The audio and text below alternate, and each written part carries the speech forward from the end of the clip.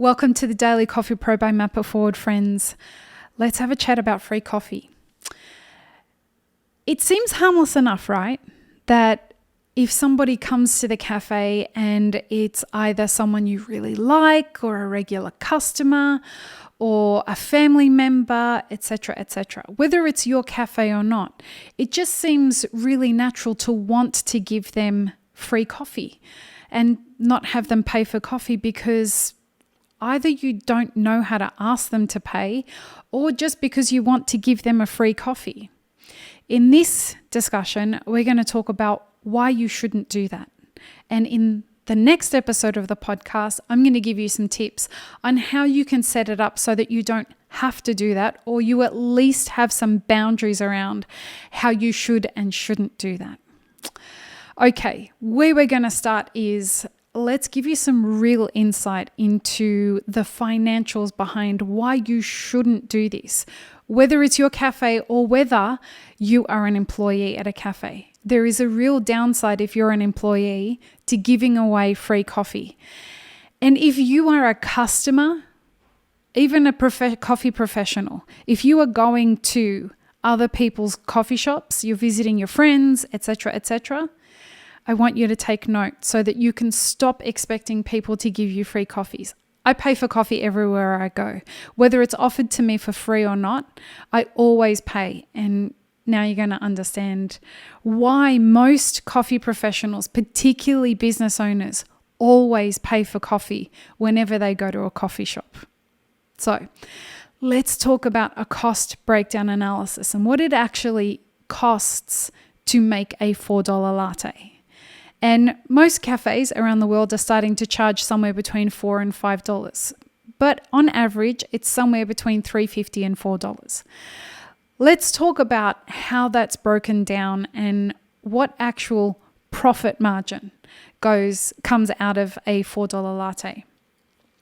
A couple of years ago, we did a tour in Sydney and Melbourne, and we had an accountant do a breakdown for us based on real life numbers that were taken from 2,500 cafes of what their COGS, their cost of goods sold, are for a coffee, a latte, a $4 latte, and what their business running expenses that have to be covered by that latte go to make up how much of that latte goes to paying expenses and what's left at the end. So when we do a cost breakdown analysis, what we're saying is, what are the COGS, the cost of goods sold, and that is what goes into everything that you can see in front of you in this product, including the labor of the person that's making that specific latte.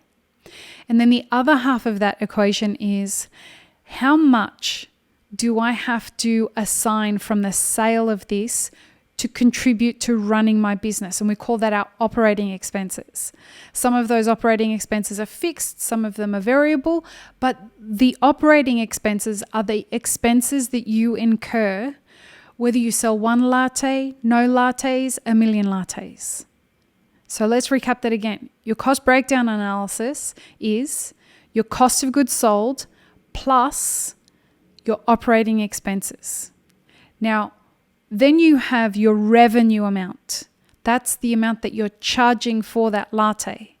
Now, when you remove, so $4 is your revenue amount, you remove your COGS, some people might think that, oh wow, my COGS for making this latte leave me with 60% of the money that's left over as a profit. Well, it's what we call your gross margin or your gross profit.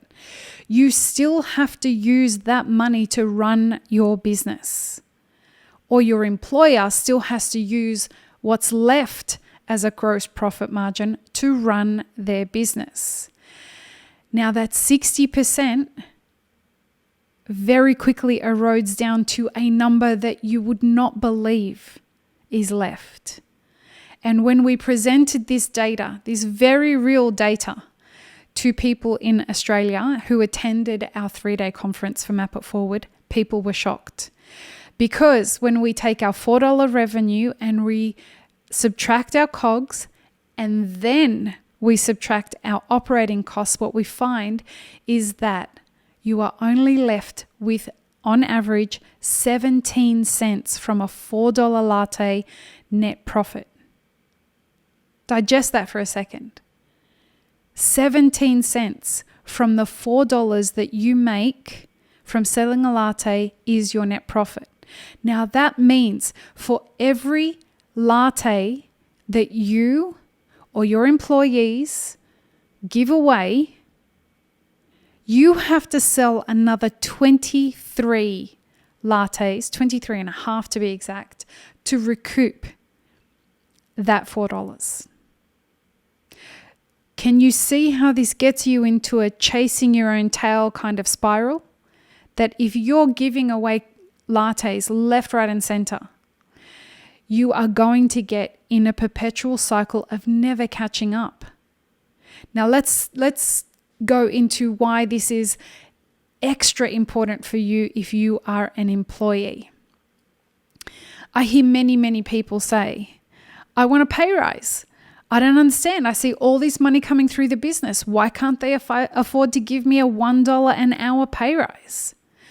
Well, my friend, the reason is because people are giving away lattes and they're constantly, business owners are constantly chasing their tails.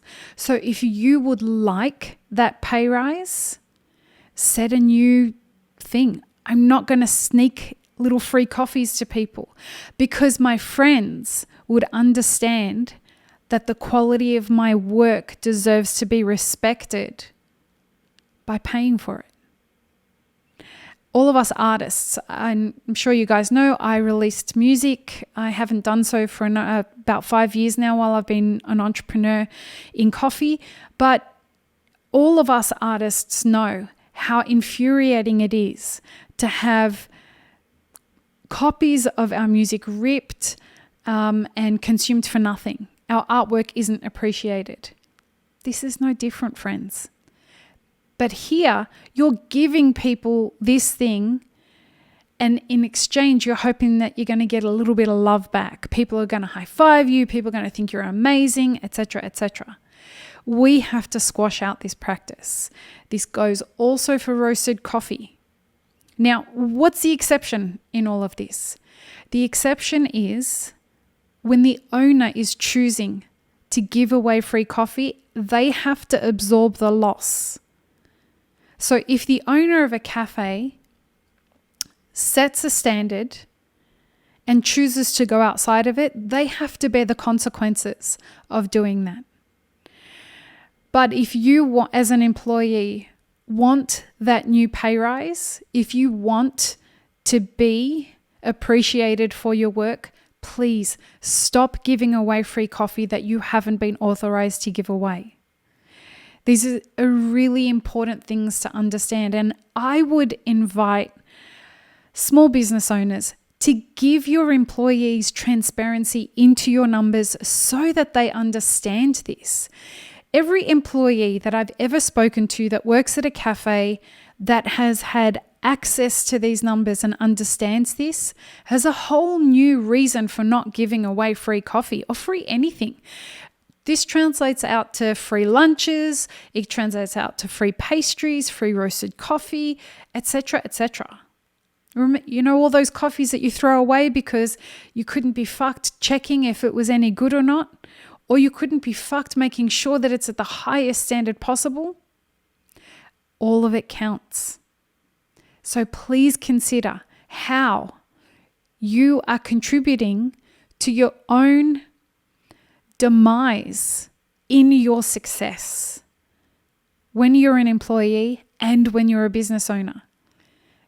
In tomorrow's episode of the podcast, we're going to talk about how you can set boundaries for your business and help your employees know how to treat the situation whereby they are expected to give away free coffee and where you feel obligated to give away free coffee, and find ways not to do that. I hope this has been helpful. Peace, love, and peanut butter, friends. Have an amazing rest of your day.